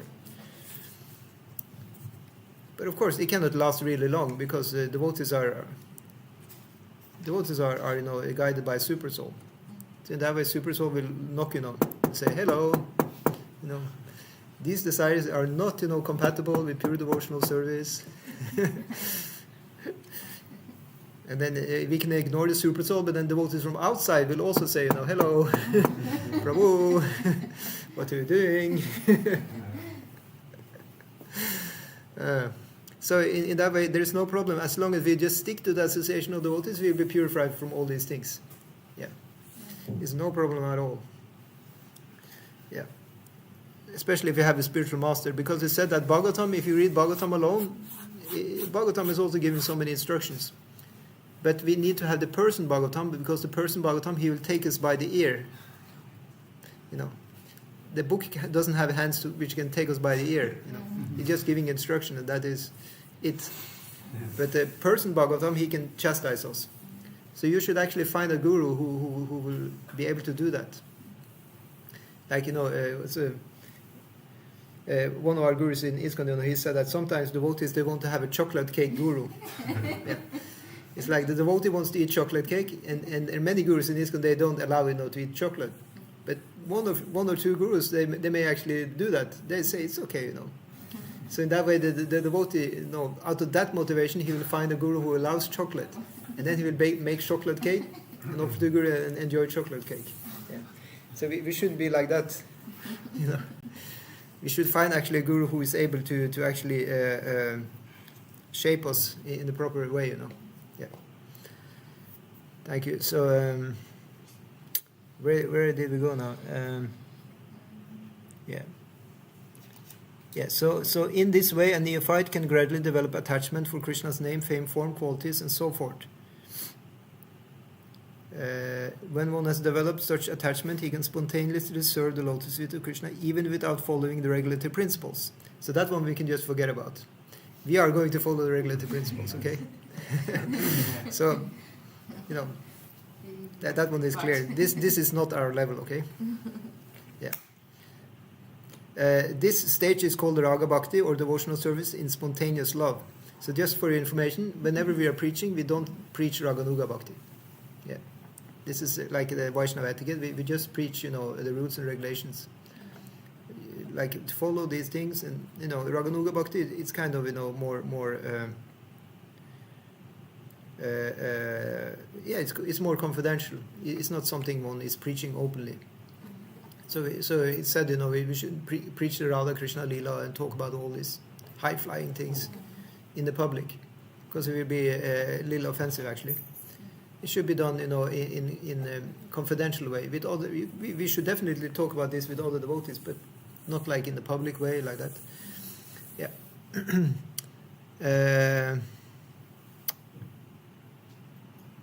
At that stage, the devotee can follow in the footsteps of one of the eternal associates of Krishna in Vrindavan. This is called Raganuga Bhakti. Raganuga Bhakti, or spontaneous devotional service, can be executed in the Shanta Rasa, when one aspires to be like Krishna's cow, or the stick or flute in the hand of Krishna. We'd like to be a stick of Krishna, the danda of Krishna. It said that Krishna is having different kinds of flutes. I heard that one time. Like small flute with few holes, and then he has a longer flute with more holes, and then he has a huge flute also, and sometimes he kind of directs the devotees with the big flute. Yeah. So let's see. Or the flowers around Krishna's neck. Would you like to be the flowers around Krishna's neck? Yeah. Then you're in Shantarasa. Yeah. In the Dasa Rasa, one follows in the footsteps of servants like Chitraka, Patraka, or Raktaka. So in other words, one is serving not Krishna directly, but one is serving a servant of Krishna. Yeah. In the friendly Sakya Rasa, one can become a friend like Baladev, Sridama, or Sudama. In the Vatsalya Rasa, characterized by parental affection, one can become like Nanda Maharaj and Yashoda.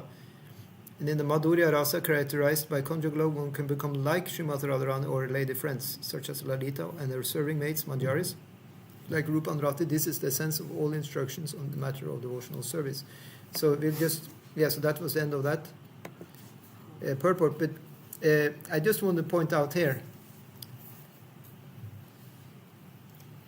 did you see Prabhupada is using the word like? So that means not directly. One can become a friend like Baladev, Sridham, or Sudha. That means we cannot become that person. Just to make that clear, I know you already know this, but many in other groups or other where they sometimes they even think that they can become directly one of these people. But then is my question, that okay, if you are actually one of these, then why are you here? Watching TV in the material world. Why are you not there? And then they say, no, I'm just here to give the broadcast the mercy of Krishna. Yeah, but you just started when you joined the Bhakti Yoga. Before that you didn't do that. So there is some loop, there's some inconsistency in the logic here. Yeah.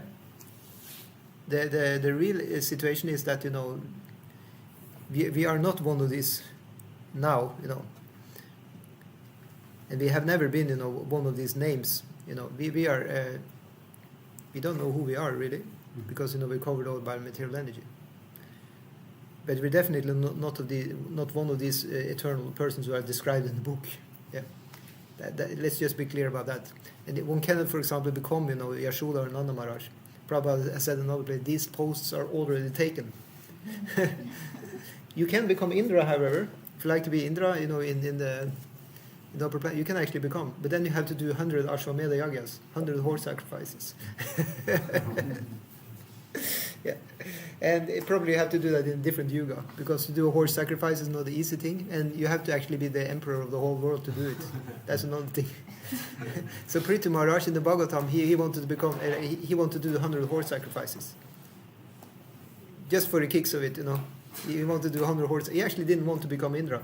But it's said in the scriptures that once a king on the earth planet is doing 100 horse sacrifices, after this life, he is now eligible to become next Indra. So Indra started becoming nervous. Because now Maharaj Prithu had done 99. And he was about to to arrange, get all the paraphernalia and get the horse and do the 100th one. So what Indra did, he disguised himself as a sannyasi. And he came down and he stole the horse. And Maharaj Prithu is like, where did the horse go? We're just about to start the sacrifice.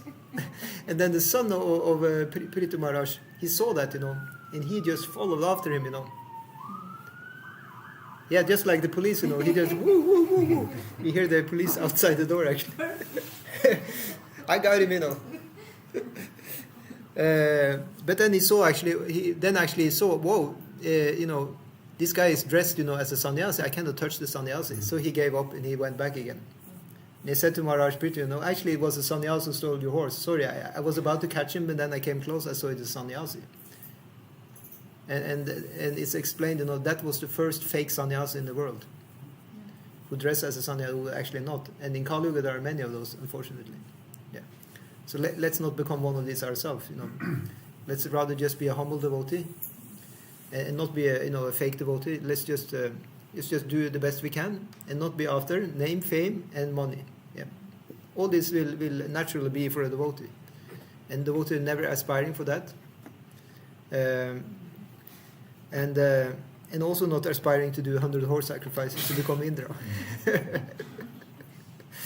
So actually later Vishnu, he came, and he settled the case, and he brought Indra, he came with Indra. They came on the Garuda, He had Indra with him on the Garuda, landing down at Prithu's place. And he came to Prithu and said, I have, Indra here. He wants to say he's sorry. And then Maharaj Prithu, sorry for what? He didn't do nothing. This is the mood of the devotees. If anybody has done any offense to us, we should actually think that they didn't do any offense to us, because I deserve much worse. Krishna just arranged that I get my bad karma through a devotee. I should actually get much worse from a non-devotee. But I'm happy I still can have the association of a devotee and get paid back my offense. So we should always just answer, like, what? Nothing happened. What are you talking about? And then, the case is cleared. And then, there's no problem. So in that way, Prithu was showing that very nicely, said, Indra, you are my brother, we don't have any issue, It's okay, I don't want to be you, I'm me, I don't want to be the next Indra, you're safe. Just go back, and enjoy, your heavenly kingdom. I don't want to take over your position. Yeah. So in the same way, in the Iskcon movement, we shouldn't want to take another person's position by some tricks or something, by dressing out like another person, just to get power and kick the other person down. Or no, these things devotees are not doing. That's very important, because this is a serious block to get developed the Krishna prema, because we just engaged in something completely opposite. Yeah. So this thirst to have name, fame, and position, that really is something we are giving up, as part of the anartha nivritti. Yeah. And it's not going to be any problem, because Krishna, through his Maya energy, is going to give us so many realizations that this is indeed not a good idea. We're going to realize that. So there is no problem, actually, as long as we are here in the material world. We are going to understand that these things are not good ideas for our happiness. Yeah. Did we read the whole thing? Yeah. So we cannot take any of these posts. We cannot become Chitraka, Patraka, or Raktaka. We cannot become Baladev, Sridhama, or Sudama, but we can become a servant of the servant of the servant of the servant of the servant, unlimitedly down, of one of these eternal associates. Yeah. Thank you so much. Any further questions or comments? Yeah. So nobody is disappointed? No? I think we're still okay. Yeah. Like, damn. No. It's no problem. Yeah. Let's see if you have any comments from the chat here. Let's see. Yeah, so Prabhu, on the chat, Aruna is the heart sound. He says you need some money to survive. That's very correct, Aruna.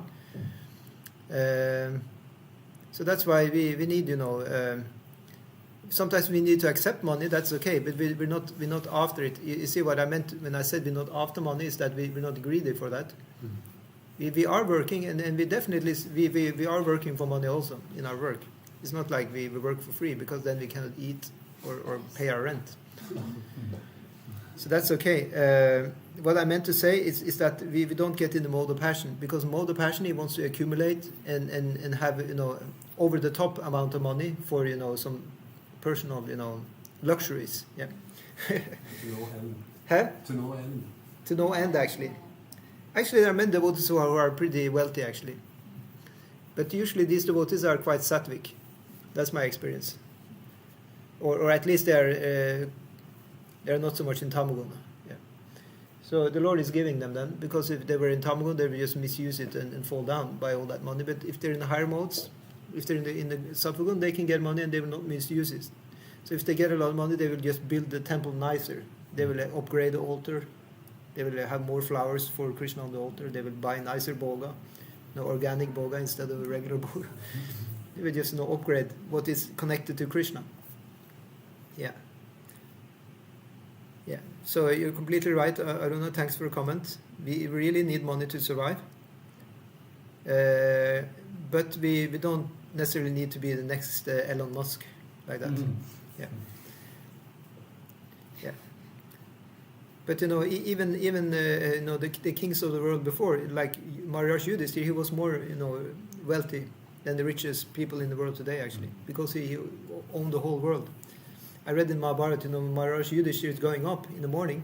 He's awakened by a whole band, of troubadours, playing instruments, singing his glories. They have composed verses, his glories, in Sanskrit, and they're guiding him. They're escorting him to his bathroom, and it's like golden paraphernalia in the bathroom, like that, and very nice towel, and he said he has his bath from the golden, what do you call this? Jar, yeah. And there was no shower described, actually, but he's like bucket bath, yeah, with the golden, paraphernalia. And so he was very wealthy, yeah. But it was actually Krishna's way of showing his appreciation to his devotee. So sometimes wealth can come our way, but then we should think this is Krishna is appreciating us. There's nothing. It's not actually puffed up to think like that. Because it just means you're Krishna conscious. You see Krishna. Is it wrong to see Krishna? Even when you get money, it's not wrong. But to become greedy about I have a question. Is in Krishna consciousness, is it right we don't think about our pleasures, but do everything for the pleasure of the Lord? Yeah, that's the question from Bharat Bandhari. Thank you, Bharat, for your question. So the question was, in Krishna consciousness, is it right we don't think about our pleasures, but do everything for the pleasure of the Lord? Does that sound right? It's definitely right.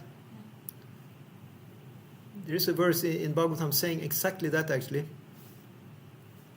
That we shouldn't work for our own pleasure, but work for the pleasure of the Lord only.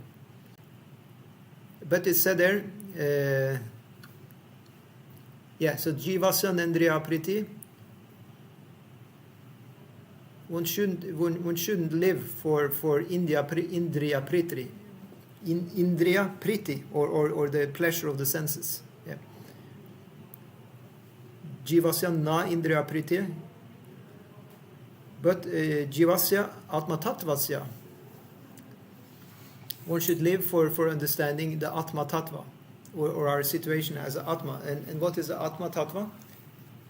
The atma svarupa is Krishnera Nityadas, we're eternal servants of Krishna. That is the Atma Svarupa. Yeah.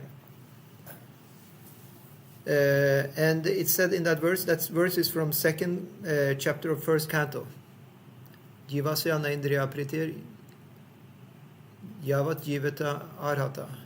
Jivasya Krishna tattvasya. Yes, it said we should, however, we need to have the basic. I know this sounds like a little contradictory, but it's actually not contradictory. We should have a basic sense pleasure, because the senses are always demanding pleasure. So we should have sense gratification, but only to keep our health. Yeah. So that's what that verse in Bhagavatam is saying. We should not live for sense enjoyment, but we should do the sense pleasure to that extent that we are healthy. Yeah, that's important. So Prabhupada once said, that usually we eat for health and sometimes we eat for taste. So God forbid, but sometimes actually we eat for taste. Yeah. Sometimes even if we became too much into the austerities, then even it's an austerity to enjoy actually even. Yeah. And sometimes if the devotees, especially if the devotees invited for the pizza party, and you're like, no, I shouldn't enjoy, then it becomes a very nice austerity to go there to the pizza party, and force yourself to enjoy a little bit in the good company of the devotees. It's not sinful because you have the sadhu sangha in that way. So that's why in Chaitanya Charitamrita there are many stories where the devotees are having nice company and eating nicely. But it's within the parameters, within the framework. So they're not eating a pig. They're eating the sattvic food which is offered to Krishna. The whole reason why they meet is to discuss Krishna. So then it becomes one of the 6 loving exchanges. Bhunkte bunjayate chaiva. Yeah. So the next question. There is a verse in the Bhagavad Gita. The Lord talks about balance in everything. Thank you so much. Yeah. Yukta ahara viharasya, yukta chestasya karmashu, yukta swapna avabodhasya, yoga bhavati dukkha. So how do we destroy our miseries? Dukkha. So ha means to kill. Yeah, so it kills our miseries. How? By yukta ahara, we should have regulated eating. And vihara, we should have regulated recreation. So it is allowed to have recreation. You can play basketball if you like to do that. You can have a swim. You will not be cursed. You will not come, the what do you call lyn fra himmelen. It is okay for keeping your health and be happy, But it's within certain parameters. It's yukta. It's regulated. Yeah. Yukta swapna vabodhasya, and how much we're going to sleep and how much we're going to be awake. It's also not good to be awake too much and not sleep enough, and it's also not good to sleep too much. Yeah. Yeah, I mean proper eating, proper sleep, etc. Yeah, that's the verse. Yeah. Proper eating, proper sleep, and then yukta chestasya karmashu, how we do our daily activity, our karma. How much are we going to work? Sometimes we know working for Krishna, that's karma yoga, but we may work too much also. We may get out of balance. So to have balance in all these things, how can we know? Well, we have to use our common sense, our intelligence, and that is given by Paramatma. Yeah, he's there, and he will knock on and say, "Hey, now it's time to go to bed. Now it's time to not eat anymore. Just take a deep breath and don't eat more." And if it's like Paramatma, okay, I was suffering so much now, and I didn't have a proper meal for 2 weeks. Let me now eat more, So it means, if we had the imbalance, we were too austere before, then it may go over in the other camp to be completely now, That's called Bhoga Tyaga. It's a very common phenomena for practitioners.